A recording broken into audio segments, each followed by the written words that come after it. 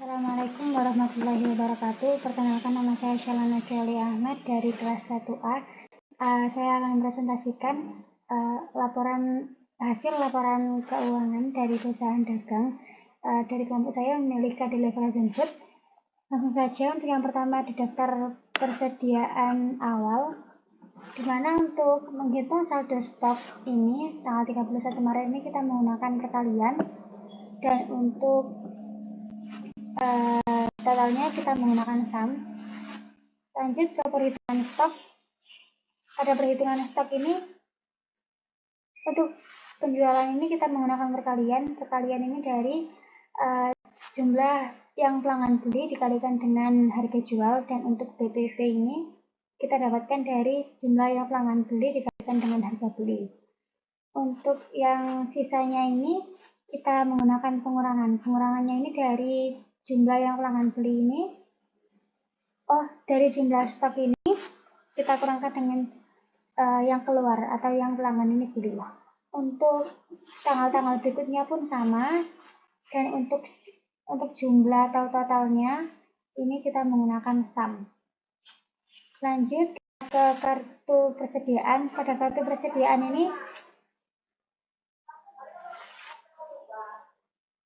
untuk unitnya ini kita menggunakan pengurangan, di mana jika ada pengeluaran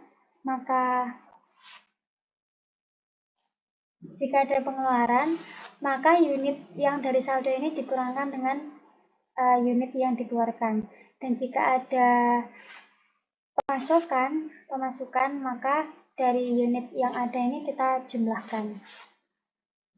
Dan untuk harganya sendiri ini pakai sama dengan, ditarik ke bawah ini untuk sama semuanya. Dan untuk jumlahnya ini kita kalikan, di mana unit dikalikan dengan harga,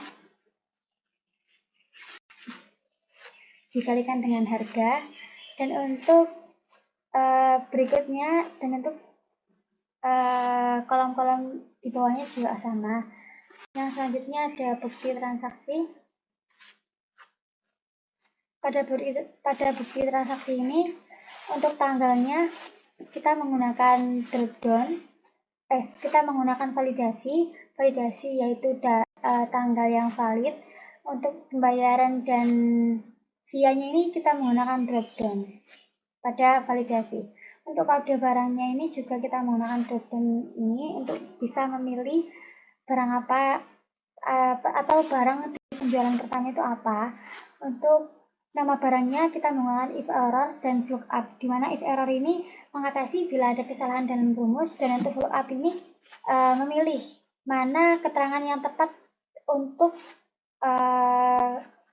kode yang telah kita sesuaikan. Untuk harga satuan ini kita juga menggunakan lookup, di mana kita memilih kode barang ini dan untuk rentangnya dari daftar persediaan.